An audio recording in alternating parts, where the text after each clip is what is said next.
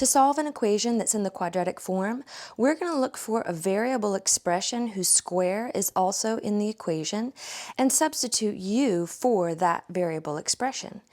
In this equation, we see that x to the 1/4 is present in the problem.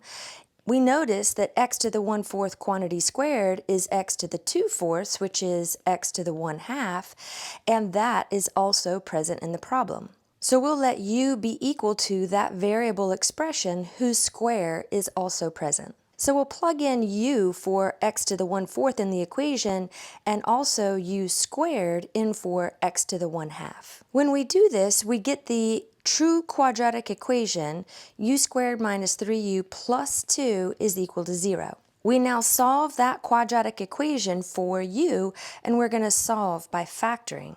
This quadratic factors nicely into u minus 2 times u minus 1. And when we set each of these factors equal to 0, we get that u is equal to positive 2 and u is equal to positive 1. Now it's time to back substitute to return to the original variable x that we were trying to solve for. And we do that by using the original substitution, which was u is equal to x to the 1/4.